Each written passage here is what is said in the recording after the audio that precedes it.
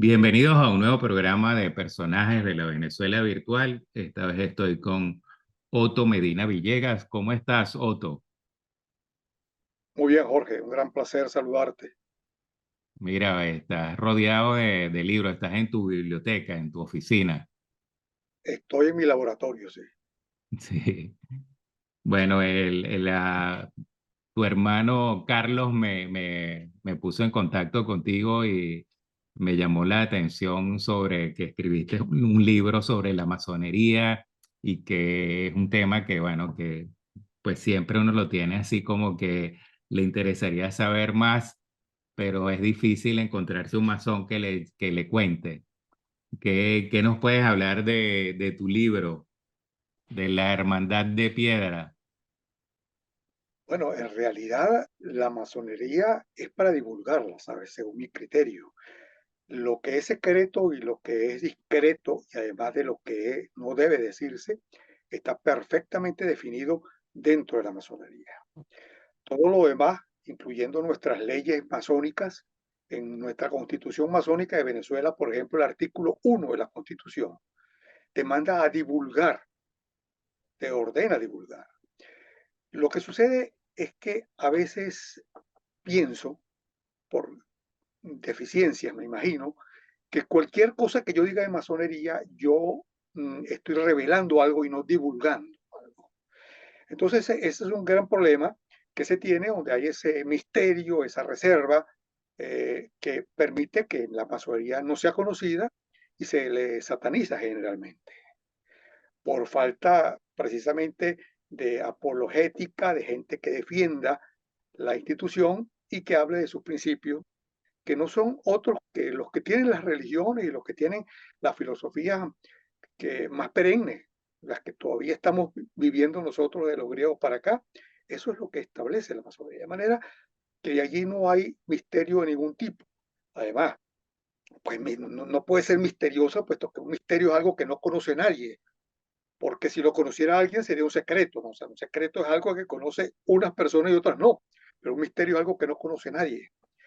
De manera pues que la masonería no es en sí un misterio, cubre misterios y es lo que hay que buscar, es la eterna búsqueda del masón, tratar de conseguir respuesta a esos tres misterios que nosotros en masonería denominamos sublimes misterios, o sea, los más altos misterios, los augustos misterios de la orden. Augusto, pues tú sabes, no se llama Augusto, era César, pero él se colocaba ese nombre Augusto, ese postizo, para indicar que por encima de él no había nadie. Pues los augustos misterios significa que por encima de esos tres misterios que yo te estoy hablando, no hay absolutamente nada.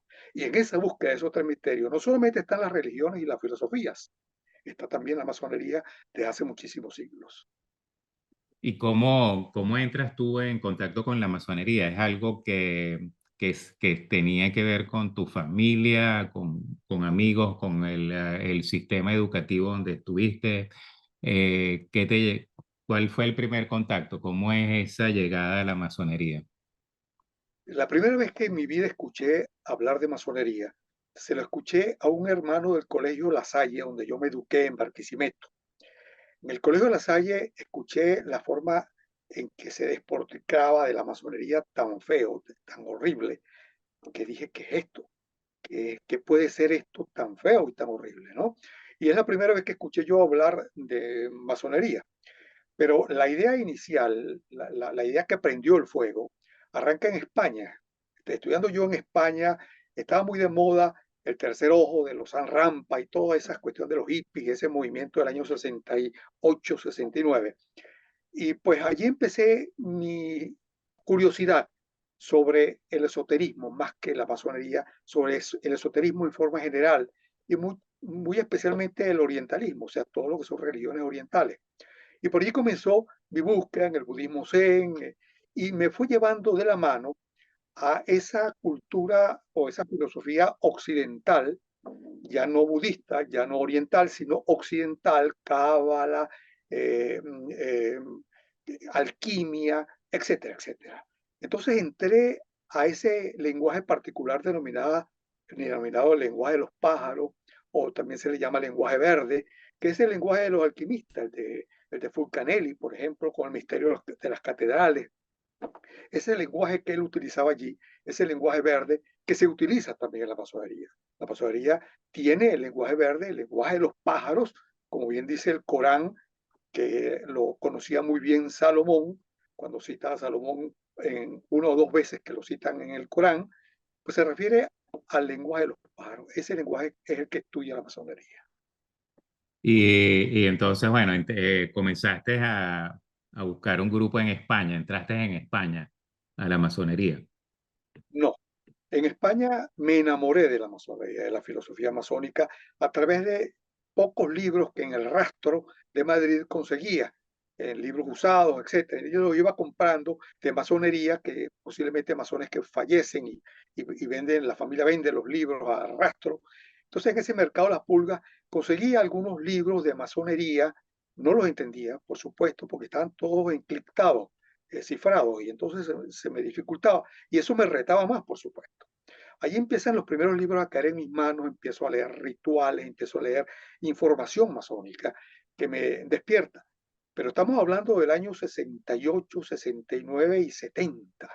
Una vez que yo regreso a Venezuela varios años después, comienzo a trabajar, por supuesto, ya graduado de sociólogo en Madrid, pues empiezo a trabajar y trabajando consigo a una persona, compañera de trabajo, que tenía en la solapa una mosca, así se llama, o mosquito, es una escuadra de compás mínima que casi no se nota, pero yo al observarla inmediatamente me vino a la mente pues los estudios que ya yo había realizado parciales de la masonería.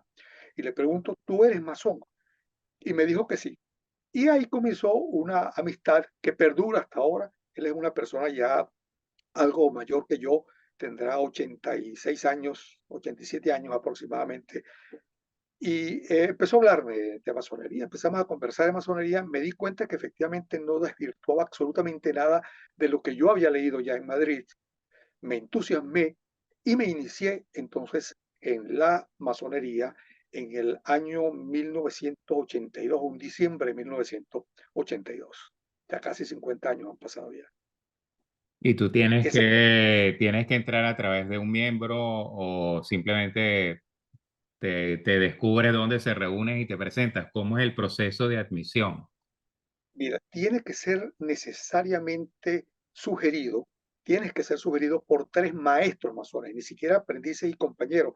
Acuérdate que hay tres grados en la masonería iniciales, aprendiz, compañero y maestro, y solamente los maestros son los que pueden proponer candidatos a la masonería. Es por proposición.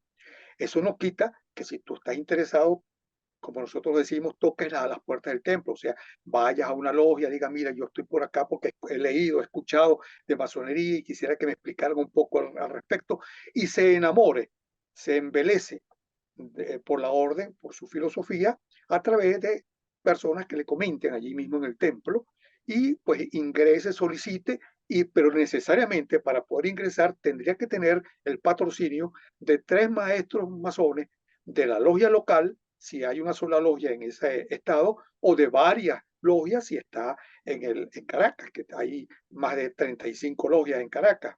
Cualquiera de esos tres maestros masones de cualquiera de esas logias, si lo conoce bien, si lo ha tratado bien y lo refiere, pues ese maestro proponente tiene que ser tres maestros proponentes, no importa de la logia a las cuales pertenezcan esos maestros, pero tiene que ser propuesto, si no, no puede ingresar. Y digamos, bueno, hay varios estilos de masonería, según tengo entendido. En Venezuela, ¿qué estilo impera? Más o menos el estilo inglés por, o es algo así ya como el estilo francés en que pueden también participar mujeres y ese tipo de cosas. ¿Cómo es en Venezuela? Nuestra masonería efectivamente tiene ritos y rituales, por supuesto, que acompañan a esos ritos. Hay más de 150 ritos en la masonería. El rito que por excelencia practica la masonería en Venezuela, o sea, la mayor parte de la logia, es el denominado rito escocés antiguo y aceptado. Ese rito escocés antiguo y aceptado es de origen francés. No obstante, diferimos mucho del rito francés moderno y del rito francés rectificado, que acepta logias mixtas inclusive y logias femeninas. En el caso del rito escocés antiguo aceptado no lo es así. Es un rito que ha permanecido por la misma forma ritualística que tiene muchos siglos y que está hecha para hombres, pues una mujer sería sumamente complejo, complicado y hasta moral. Digo moral porque hay ciertas cosas dentro del ritual de nudez, en fin, que no puede hacerlo una dama, no se podría hacer con un caballero. Es decir, tendríamos que cambiar totalmente el ritual, un ritual pues que tiene 300, 400, 500 años o más. De manera pues que posiblemente, pero sin embargo eso no significa que el rito ecocéntrico aceptado no haya femenina. Eh, hay damas, hay grandes logias, no así la venezolana, que aceptan logias femeninas pero entonces a las logias femeninas no pueden asistir los hombres, fíjate tú, porque ellos tienen también un ritual que no le permite tener allí la sincronización entre hombres y mujeres. Tenemos, sí, en Venezuela lo que se llaman las logias de adopción. O sea, una logia masculina adopta una logia femenina llamada las hijas de la acacia, así se llama, basado en un rito que está prácticamente anclado en Ruth, ese personaje bíblico, esa mujer, extraordinaria mujer, basado en Ruth, es el ritual de la logia de adopción. Y tienen como característica especial que lo tutela siempre un hombre, un masón de una logia masculina. O sea, tienen esa dependencia. En tanto que el rito consciente aceptado, las damas del rito consciente aceptado son autónomas, son soberanas, son independientes, no tienen que tener tutores ni nada, sino que son autónomas. En Venezuela existen logias, hay alrededor de unas 9 o 10 logias que pertenecen al rito consciente aceptado, dependiendo de Francia, muchas de ellas, y pues prácticamente hacen vida sin ningún tipo de inconveniente en Venezuela. Mira, bueno, entonces digamos que la logia venezolana, pues una logia que digamos tiene la masonería tradicional, pues, o sea, se ha mantenido tradicional lo máximo tradicional posible. Y esta masonería que existe actualmente tiene raíces en la época colonial, en la época en que, por ejemplo, Simón Bolívar era masón. ¿Cómo ha ido transformándose eso en Venezuela? ¿Hay conexión con eso? ¿Hay vestigios de la época de Bolívar o eso ya se perdió? Eso es otra cosa hoy en día. Sí, efectivamente, en Venezuela comenzó muy temprano. De hecho, la Gran Logia de Venezuela, que está cumpliendo dentro de 4 días o 5 días, cumple 200 años, su bicentenario, es la más antigua de América Latina. Solamente la supera por escasamente 2 o 3 meses la Gran Logia de Haití, pero era que la Gran Logia de Haití era una dependencia de Francia y esa Gran Logia no era una logia soberana, autónoma, independiente, sino una dependencia de la logia francesa. La nuestra no, la nuestra nació por sus propios medios, autónoma, soberana, y por eso es la más antigua de ese tipo, de ese punto de vista. Se comparte con Brasil, hay en Brasil el Gran Oriente de Brasil, que es 2 años anterior a la Gran Logia de la República de Venezuela, o sea, es de 1822. La nuestra es de 1824, por eso es que está cumpliendo ahora el 24 de junio, cuando celebremos nosotros el solsticio de verano o adopción de los betones, estaremos cumpliendo pues el bicentenario con unas grandes actividades que está preparando la Gran Logia de Venezuela. Pero antes de continuar, quería explicarte, porque no quiero que quede en el aire, que cada gran logia es soberana y autónoma en cada país. No hay una dependencia central, no hay una gran logia central que abarque a todas las demás grandes logias, no. Cada gran logia es soberana y es autónoma. Por ejemplo, Inglaterra, que se dice que de allí nace lo que se llama la masonería moderna, porque hubo una masonería operativa hasta 1717, que después posteriormente, con un método novísimo, para la masonería que se llama el método de la especulación filosófica o especulación simbólica, surge lo que se llama la masonería especulativa o masonería moderna, y es la que empieza a aceptar personas, por eso se llama rito escocés antiguo y aceptado, porque empieza a aceptar personas que no pertenecían al gremio, o sea, que ni eran arquitectos, ni eran ingenieros, ni eran agrimensores, ni eran albañiles, sino que pertenecían, pues eran filósofos, eran matemáticos, eran físicos, pertenecían a otras ramas del saber y empiezan a ingresar a la masonería y nace en 1717 en Inglaterra, eso sí fue en Inglaterra, la masonería especulativa. Y a partir de allí pues nace, pues ya han pasado 300 años, acaba de celebrar Inglaterra hace poco, sus 300 primeros años de la masonería especulativa. La masonería tradicional o primigenia es una masonería que no se sabe cuándo viene. Por eso es que no se puede hablar de una institución masónica porque no fue instituida nunca. Nadie sabe cuándo fue instituida. Podemos hablar de la Gran Logia como una institución, porque sí sabemos cuándo fue instituida la Gran Logia. La nuestra en 1824, la de Inglaterra en 1717, sabemos cuándo fue instituida, pero la masonería no sabemos cuándo fue instituida, por lo tanto no es una institución, es una fraternidad, es una sociedad de pensamiento, como tú le quieras denominar, pero no es una institución, porque no sabemos cuándo fue instituida. Mira, ya en Inglaterra, ahora que tocaste el tema de Inglaterra, ¿cómo era la relación entonces de la masonería con los nobles? ¿Les exigían también que tuvieran una educación en el área esta de la arquitectura, de ese tipo de cosas, en la construcción, o no? El último gran maestro, que es el que manda sobre todo la masonería local de Inglaterra, en este caso pues estamos hablando de Londres, eh, fue Ren. Ren, como tú sabes, en 1666 se incendió Inglaterra, Londres. Se incendió y el 85% de Londres, que eran casas de madera, en fin, se destruyeron por completo. Y Christopher Wren era el gran maestro de los arquitectos y de los masones, pues, los que construían catedrales. Y entonces le encomienda a la nobleza que reconstruya la Londres que tú conoces ahorita en estos momentos.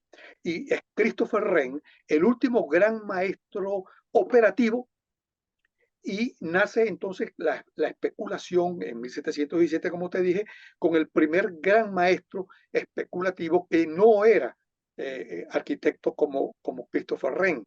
Él fue el último pues, operativo y este ya era un hombre noble, un hombre intelectual. Los grandes maestros a partir de allí fueron todos de la nobleza, fueron todos príncipes de Gales, de las diferentes dependencias que Gran Bretaña en aquel entonces pertenecían a Gran Bretaña, de manera que fue constituyéndose. De hecho, la logia más antigua del mundo está en Escocia. Todas las logias comienzan por números secuenciales del 1 hacia adelante, pero la única que es número 0, logia 0, o sea que no tiene numeración, es la Madre Logia de Escocia, es la más antigua del mundo y está en Estrasburgo, está en Escocia y la puedes ver por la página web. Es extraordinariamente hermosa y bella porque es muy antigua. Ese, lo que te pudiese decir, en Inglaterra no existe el rito escocés antiguo aceptado como lo conocemos en Venezuela. Ellos tienen algo que no es un rito, es una fórmula, digamos, ritualística, pero que no es un rito propiamente dicho como el rito escocés antiguo aceptado. Y se llama emulación. Emulation es la fórmula ritual, digamos, con que trabaja la Gran Logia de Inglaterra. En Venezuela, además del rito escocés antiguo aceptado que lo practica el 80 o el 90% de las logias, hay el rito emulation. Hay una logia que trabaja en inglés que depende de Venezuela, que es la logia George Washington número 100. Hay otra en Maracaibo que trabaja también en inglés con el rito emulation, que se llama Buena Vista, que queda en Maracaibo. Hay otros ritos, por ejemplo, como el rito francés moderno, que es una logia que trabaja en francés aquí en Caracas, que es un rito muy hermoso.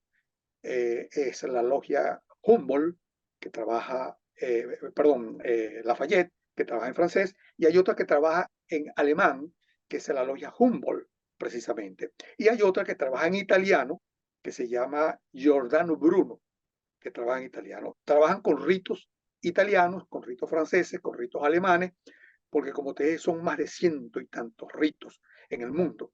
Y la Gran Logia ha permitido que haya logias que trabajen en idiomas y en ritos de sus países.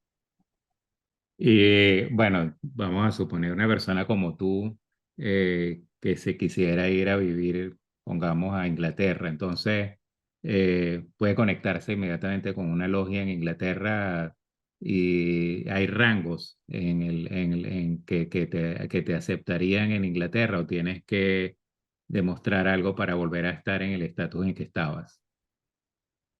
Sí, hay un pasaporte, igual que el pasaporte que tú conoces para ir de un país a otro, al de la Comunidad Europea, por ejemplo. Los masones tienen un pasaporte y tiene que ser visado. Allí en ese pasaporte aparece tu grado masónico, si eres maestro, si eres aprendiz o si eres compañero. Aparece la logia a la cual tú perteneciste o te iniciaste, en la cual te iniciaste, y viene sellado y firmado por el gran maestro y por el gran secretario de la gran logia. Y entre gran logia y gran logia existen acuerdos y tratados. Yo llego a Inglaterra con mi pasaporte venezolano de la Gran Logia de Venezuela, o llego a Alemania, o llego a Austria, o a cualquier país del mundo donde exista masonería, presento mi pasaporte ante la Gran Logia. Si la Gran Logia automáticamente verifica, se da un tiempo, un día, 2 días generalmente, verifica ciertas informaciones, y tú escoges la logia en la cual tú quieras trabajar, que esté adscrito a esa Gran Logia de ese país. Eso es así de sencillo. Y te reconocen tu grado, el grado que aparece en el pasaporte. Volviendo a tu libro, entonces, bueno, ¿por qué escribes el libro? ¿Es un libro que echa tu experiencia, hablas, relatas de la experiencia en tus años de masonería o es un libro, digamos, dedicado a la masonería independientemente de tu trayectoria? ¿De qué se trata el libro? Sí, bueno, es el primer libro masónico. Yo tengo otros libros, pero son de derecho. Yo soy abogado de profesión, y la universidad pues me publicó, la Universidad Central, que donde yo daba clases cuando era más joven, me publicó varias monografías, varios libros que están allá en las bibliotecas de la universidad. Pero es el primer libro masónico. Quise incursionar en ello gracias a varios descubrimientos que uno va haciendo progresivamente en la masonería, porque lo hermoso de la masonería es que yo voy a cumplir 50 años dentro de la masonería y sigo descubriendo cosas, ¿no? O sea, no es el Magister Dixit tradicional, es todo lo contrario, es el aprendiz eterno, es el que constantemente está aprendiendo cosas. Y en el método de la especulación simbólica, yo me di cuenta que teníamos una gran deficiencia. Yo decía, ¿qué nos diferencia a los masones de un Rotary Club, de un club de leones, de una iglesia, cualquiera que sea? ¿Cuál es nuestra diferencia? ¿Cuál es nuestro método diferenciador? Y me puse a investigar, y efectivamente me di cuenta que teníamos una gran ausencia metodológica en Venezuela. No así en el resto del mundo, pero sí en la masonería venezolana. Y era que no se nos hablaba nunca, ni cuando aprendí de compañero y mucho menos cuando maestro, de cuál era el método de la especulación simbólica. O sea, no se nos había enseñado a especular. No sabíamos qué era especular, y por lo tanto lo que adquiríamos era conocimiento, pero no adquiríamos sabiduría. El conocimiento, tú sabes que lo puedes divulgar, lo puedes conversar, lo puedes transmitir, porque pertenece a ese conocimiento explícito que se puede explicar. Pero la sabiduría pertenece a otro tipo de conocimiento más sagrado, más noble. Ese conocimiento se convierte en sabiduría cuando pasa a ser de explícito a tácito, o sea, a sobreentendido, a especulativo. La especulación mía vale para mí, posiblemente para ti no vale, pero vale para mí. Y es lo que me permite a mí, por ejemplo, especular sobre una obra de arte, o sobre una obra poética o escultórica, y saber diferenciar mi visión de la tuya, e inclusive del autor de la obra. O sea, tengo ángulos diferentes alternativas, grados de conciencia que van aumentando como esa espiral de Fibonacci, que cada círculo va aumentando cada vez tu grado de conciencia y la vas ampliando. Así es el método de especulación simbólica. Ese eureka, esa luz que me llegó casi 50 años después de iniciado. Dije, ¿qué es esto? ¿Qué pasa? ¿Qué nos pasó a los masones venezolanos? Y dije, no, esto hay que escribirlo. Yo no puedo pasar a trascender, a pasar a otro plano, si yo no escribo sobre esto, porque voy a ser un gran cómplice, un gran irresponsable. Y empiezo en plena pandemia, sin inteligencia artificial, con mi biblioteca de más de 7.000, 8.000 libros, a bajar libros, a buscar información, y nace entonces la Hermandad de la Piedra. Pero el subtítulo es más hermoso. Alarife del templo, dice una parte del subtítulo. Alarife es una palabra que me conseguí moderna para mí, nueva, pues para mí. Esa palabra es la única palabra, viene del árabe alarife también. Alarif en árabe es arquitecto, pero a su vez es albañil, pero a su vez es agrimensor, pero a su vez es ingeniero. O sea, es toda la rama completa de la arquitectura. Qué cosa más hermosa que todos esos gremios sean envueltos en una sola palabra llamada alarife, o sea, constructores del templo, arquitectos del templo, albañiles del templo, como tú le quieras colocar, eso lo cubre la palabra alarife del templo. Mira, y de los presidentes del siglo pasado, ¿quiénes eran masones en nuestro país? O eso Mira, no se sabe. si el siglo pasado estuvo compuesto por muchas más personas ligadas a la masonería que en este siglo pasado, digamos, del antepasado, estamos hablando, porque estamos en un nuevo siglo. Yo fui el último gran maestro del siglo pasado. Fíjate que eso suena, huele, no suena, huele a naftalina de viejo, ¿no? Sí. El último gran maestro del siglo pasado es como decir por el siglo XX, pues el siglo que acabamos de dejar hace un momento. Te decía que en el siglo antepasado hubo mucho más los monagas, por decirte algunos, eh, Guzmán Blanco, por decirte otro, de ese siglo antepasado. Pero en el siglo pasado hubo dos presidentes que fueron masones. Uno de ellos fue el presidente Raúl Leoni, que se inició en México, pero hizo vida aquí en Venezuela, y el presidente Jaime Lucinch, médico, que también se inició en la masonería. Esos fueron, por decirte, también ejemplos del siglo XX y del siglo anterior. Pero hay una pregunta que tú hiciste que quedó en el aire y te la interrumpí con el propósito de aclararte otra, que tenía que ver un poco con Bolívar y que tenía que ver con todos esos historiadores. La verdad es que yo no quise hablar de historia eh, porque está muy trillada la historia de la masonería. Se ha hablado mucho de la masonería, hay muchos autores, masones y no masones, que han escrito sobre historia de la masonería. Es harto conocida. No así de su filosofía, no así de ese compendio de conocimiento que tiene la masonería, que es su filosofía, su método, como hablamos de especulación simbólica, y tantas características, tantas palabras que tú en el mundo. Fíjate, yo soy abogado y a mí no me habló nadie, ni creo que le haya hablado ningún profesor a ningún estudiante de derecho, de lo que es la equidad.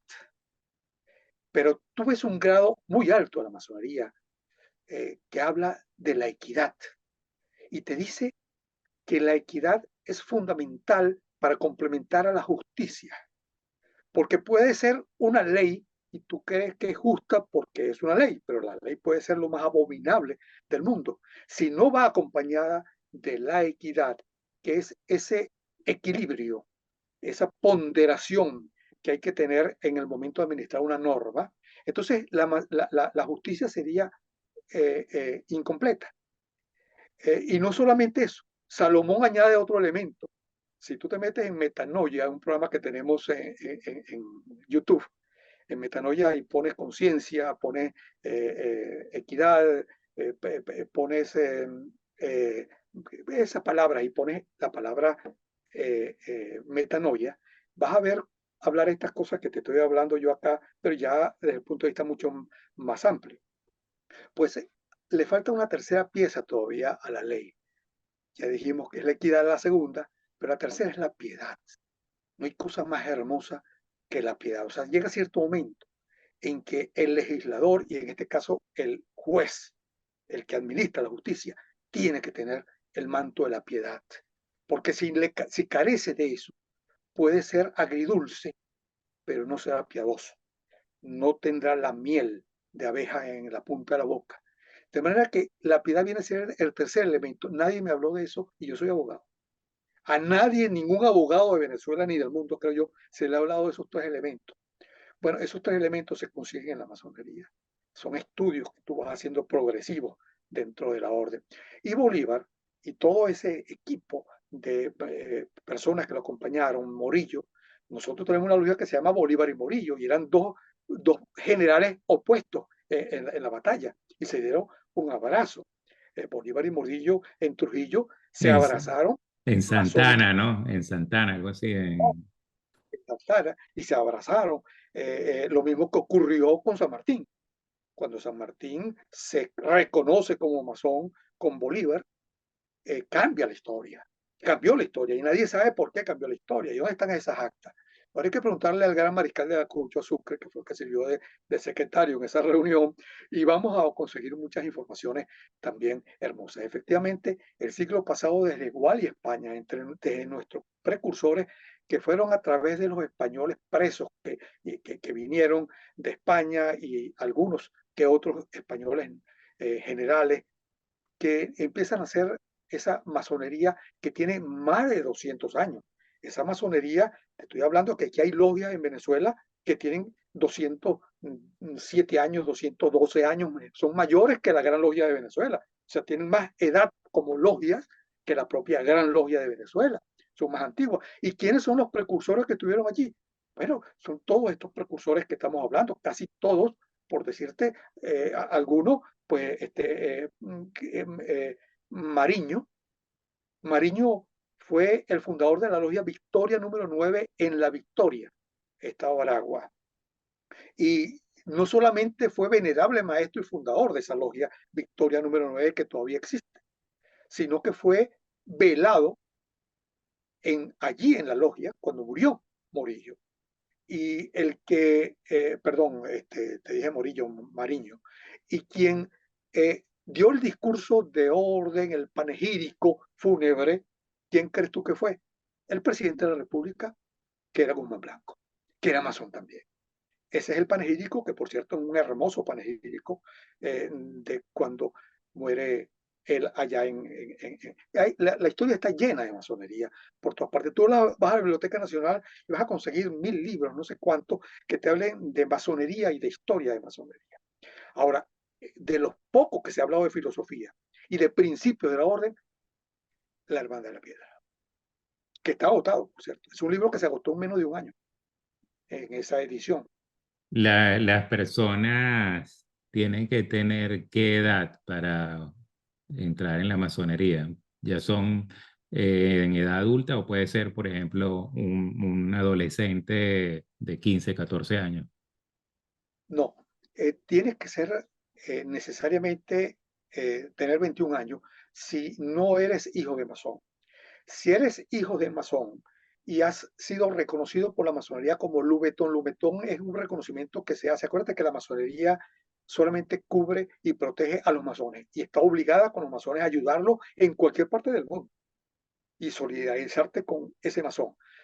Pero la esposa del masón no está cubierta ni los hijos del masón. Para que pueda ser reconocido y estar cubierto y protegido por la masonería, hay un ritual llamado adopción de los betones que va a ocurrir ahorita el 24 de junio, dentro de unos días, que es la adopción de los betones, donde los masones presentan, a través de una logia, presentan a sus hijos.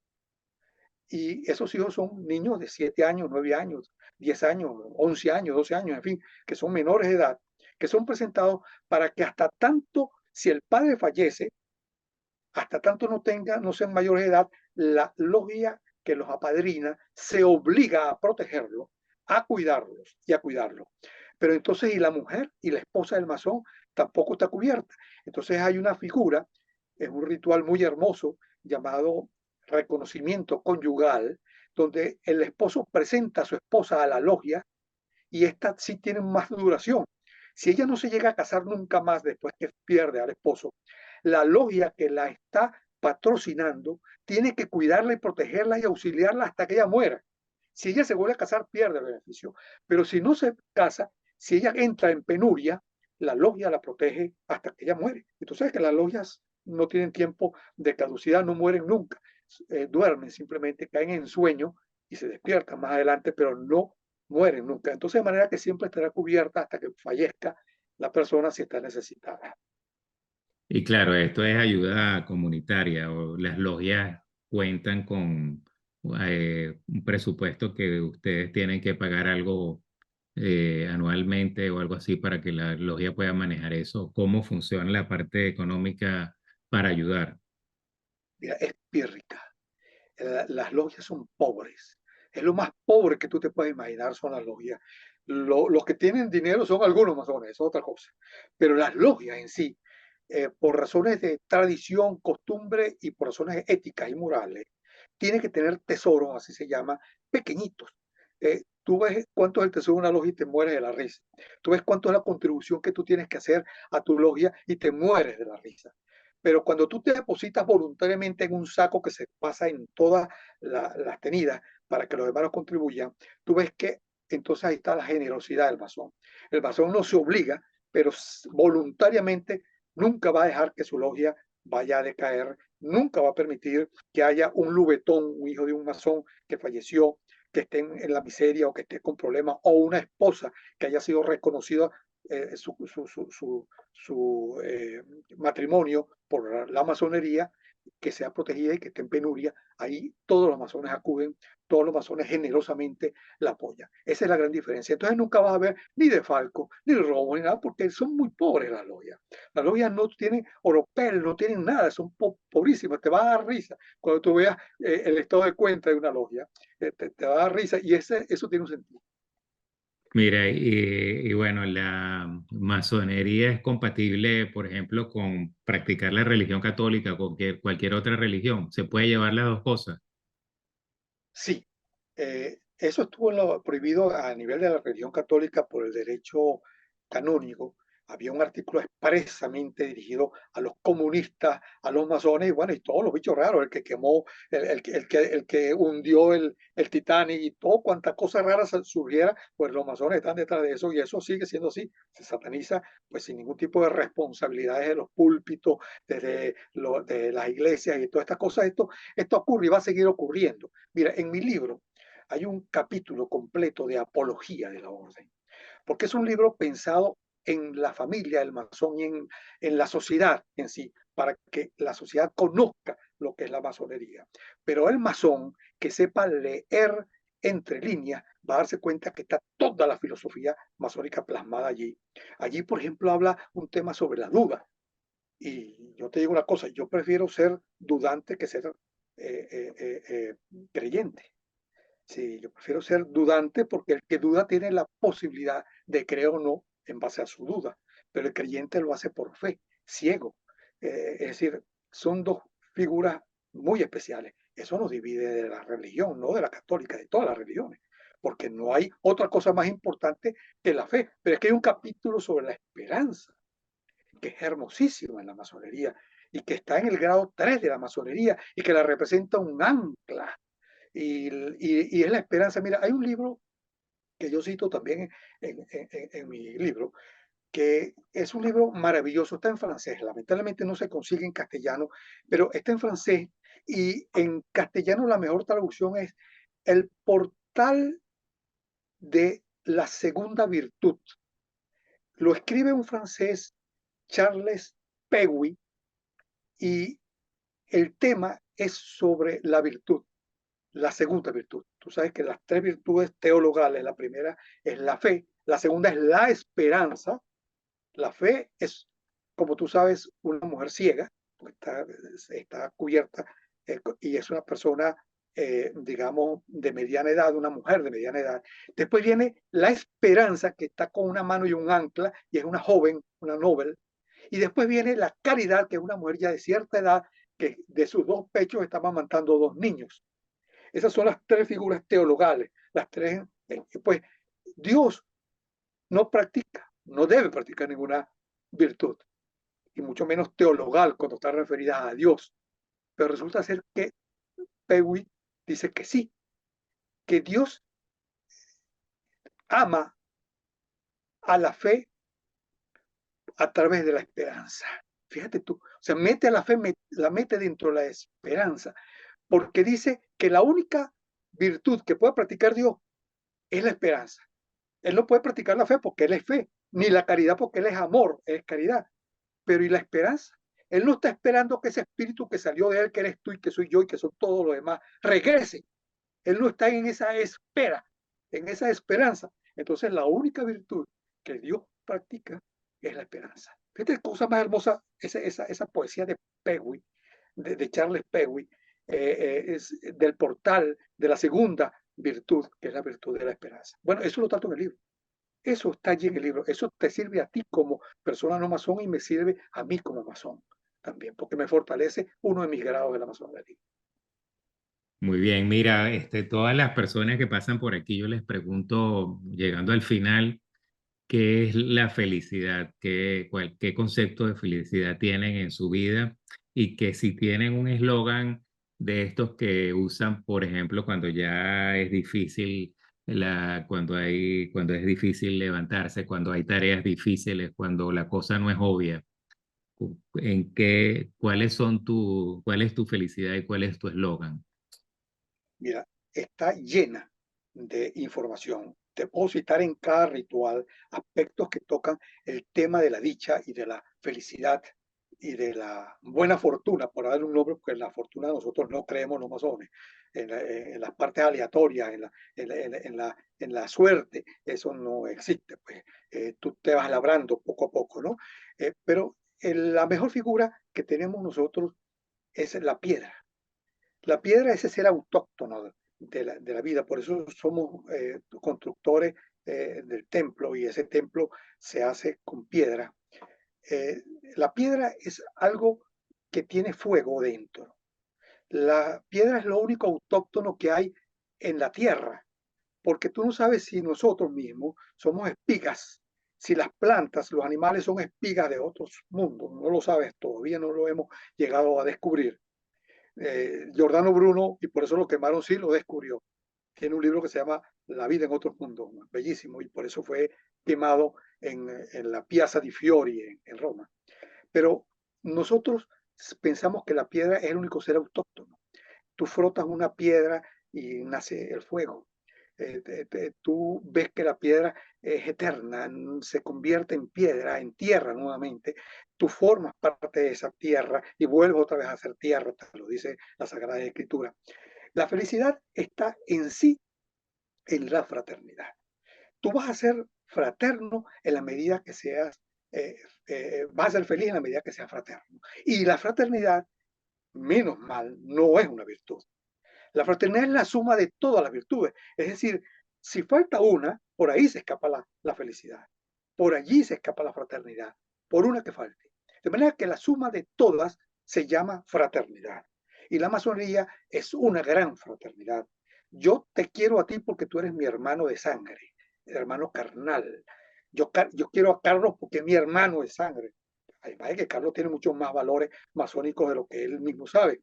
Pero él, sin ser masón, es una persona que yo lo amo y lo quiero porque es mi hermano de sangre, ¿de acuerdo? Pero cuando yo quiero un hermano masón, lo quiero porque me sale querer. Y él me quiere a mí porque le sale querer. No nos obliga absolutamente nada. No tenemos ningún lazo que nos una. Y allí está la máxima felicidad. Eso te resume todo porque la felicidad está full, los rituales nuestros del tema de la felicidad. Me está dando un tema del un próximo libro si Dios me da vida.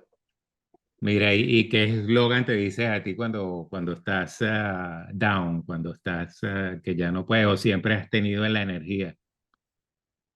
Mira, siempre hay un capítulo en el libro que se llama El embelezo. Cuando tú empiezas a estudiar filosofía masónica, esa filosofía tan objetiva, tan neutral, donde trata a todas las religiones iguales, donde trata a todos los seres humanos iguales, cuando tú te metes en esa filosofía, entra en ti un deseo de permanencia y de embelezo, te enamoras, te empiezas a enamorar de algo que tú dices, esto lo he debido yo descubrir mucho antes. Esto me lo han debido decir a mí cuando era niño, inclusive mis padres se hubiesen conocido de masonería. La masonería es imprescindible y va a ser eterna. No importa cómo se llame después, a lo mejor no se va a llamar masonería, pero el concepto está allí. La esencia va a estar allí. Llámese como la quieras llamar en ese momento. Es el referee que pone a la religión a un lado y al gobierno en el otro. Y le dice, ustedes no pueden estar juntos. Ustedes tienen que estar separados. Ustedes no pueden estar encompinchados porque cuando hay compinche, hay destrucción, hay edad media, hay persecución. Y ahí está la masonería. ¿Cómo la quieras llamar tú dentro de 3000 años? No sé. Pero eso es masonería. La práctica de las virtudes es masonería, de la esencia de las virtudes. ¿Quieres escuchar a un masón hablar de virtudes? Te va a enamorar, te va a embelezar. La masonería embeleza, endulza. Buenísima la charla, me parece que tiene, o sea, bastante información para las personas que se quieran enterar un poco del tema y por supuesto, pues está no solamente tu libro, pero vamos a recalcar tu libro. ¿Dónde se puede adquirir tu libro? Dice que está agotado. Y si las personas quisieran, hay copias electrónicas, ¿cómo es? No, la verdad es que yo no quise nunca, fueron los masones los que compraron los libros, o sea, los masones se están peleando por los libros porque no se consiguen. Es decir, yo he conseguido algunos, por ejemplo, en estos momentos tengo 2 o 3 por acá que me mandó la imprenta, la editorial. Eso lo está comercializando la editorial y me mandó unos libros porque 3 amados hermanos me dijeron, hermano, tú no me puedes dejar a mí un libro sin tu autografía, tienes que autografiármelo. ¿Cómo vas a hacer? No sé cómo vas a hacer. Pero no tengo interés en nuevas ediciones. Está masónica.es España solicitándome a ver si yo puedo dárselo. Está Amazon para ver si a través de libros electrónicos o a través de audiolibros se puedan colocar. Bueno, mira, eso posiblemente yo no lo vea, lo verán los que me sigan a mí, mis hermanos masones, mi familia. Es decir, yo no tengo mayor interés, sí siento una necesidad, ¿sabes? Es lo que me está presionando a ver de qué manera se busca cómo sacar otra edición que sea corta. Por ejemplo, le estaba proponiendo a la Gran Logia que estando en el Bicentenario se sacara una pequeña edición bicentenaria que salieran, qué sé yo, unos 200 libros, unos 100 libros, 150 libros, para que aquellos hermanos que todavía están deseosos, pues lo pudiesen adquirir. Bueno, mira, el Bicentenario dura un año, tú lo sabes, ¿no? De aquí a diciembre pudiese salir alguna versión editada por la Gran Logia, con la compañía editorial que publica algunos libros. En ese momento yo sacaré en las redes alguna información para advertir a aquellos hermanos, porque también se han vendido mucho en el exterior, ¿sabes? Colombia ha comprado mucho, Panamá compró mucho, México, España. Acabo de enviar hace, qué sé yo, 6 meses, 5 o 6 meses atrás, unos libros que hubo que enviarlo a España porque lo solicitaron en España. De manera que está a la vista y yo quisiera más que todo que fuese al mundo que no es masónico, al mundo lego, como llamo yo a aquellas personas que no conocen de masonería, porque está hecho para ellos, fundamentalmente. Sin embargo, quienes lo han comprado son los masones. Está bien, mira, bueno, la última pregunta, pensando en esto, de toda la conversación, o sea, se trata de vivir en una comunidad y has vivido 50 años en una comunidad y hablas de hermanos, hablas de personas que le tienes cariño y eso alarga la vida. Se dice que lo mejor forma de llegar a la vejez es tener conexiones, es tener conversaciones, es tener personas que te hagan falta. ¿Cuál es, se sabe algo del averaje, del promedio de vida de los masones? Mire, yo creo que sí. Nosotros constantemente estamos analizando ese índice etario para que la parte etaria no se nos convierta la masonería en vieja, en gente de muchos años, porque la gente perdura en la orden por ese Ujú. envejecimiento que te digo hace poco, ese embelezo. Nosotros realmente constantemente estamos dictando cátedras no curriculares en las universidades para que los jóvenes se vayan sumando. Y de hecho ahorita la masonería está llena de jóvenes. O sea, yo no sé cuánto bajó el índice etario, pero debe haber bajado aquí en Venezuela enormemente. Posiblemente estemos en 32 a 35 años, ¿sabes? Que eso es buenísimo para la masonería. Si a vidas cuentas no te puedes iniciar antes de los 21 años o 19 si eres lubetón, cuando te hablé del hijo del masón, ellos se pueden iniciar a los 19 años, antes no. Eh, pues, pero también no deben ser muy jóvenes, porque los jóvenes tienen en estos momentos algún otro valor. Es necesario que sean hombres de 30 años hacia arriba, por ahí los 31, 32, 35 años, 40 años son buenos. Y en cuanto a los que somos mayores, bueno, yo voy para 80 años. Yo estoy rajuñando los 80 años y tú me ves publicando libros a los 80 años, me ves activo a los 80 años. Hace una semana estoy dando una videoconferencia en Zoom a Maturín, Panamá, estaba Nicaragua, estaban no sé, grandes logias de otros sitios, en una que estuve dando de maestro, una conferencia sobre la venerable Cámara del Medio, así se llama la conferencia de maestro. Yo se la envié a Carlos porque no trato nada que no pueda escuchar. Carlos me ha escuchado tanto de masonería, que es más masón que yo, que se la mandé a Carlos para que la viera. Realmente le va a gustar ese tema. Él conoce mucho de masonería porque hemos hablado mucho de masonería. Tiene mucho que ver con su arte, tiene que ver mucho que ver con su especulación, con su sueño, con su posición como artista. Es decir, es muy cercano a la masonería. Mira, bueno, ya hemos llegado al final, ha sido un placer, realmente eres una persona que vale la pena escucharla porque lo mantienes a uno como una película, eres expresivo, veloz, entretenido hablando y bueno, y es un tema interesante pues también. Entonces, te mando un abrazo a la distancia y espero bueno, que sigas en tu vida, que sigas publicando, que sigas cuidando a tus hermanos y muchas gracias por la participación. Gracias a ti, Jorge. El agradecimiento es mío hacia ti para abrirme esta ventana de tu audiencia, para que escuchen algo más del libro, para que escuchen algo más de masonería. Rara vez los masones hablan de esto, ¿sabes? Los masones son muy herméticos en estas cosas. Para mí es un error, pero en todo caso respeto mucho esas posiciones, pero a mí me gusta hablar de masonería y me has abierto esa ventana. De verdad te agradezco enormemente. Recibe mi fraternal abrazo y saludo a todo ese hermoso pueblo austríaco. Gracias, bueno, un abrazo, hasta luego. Hasta luego.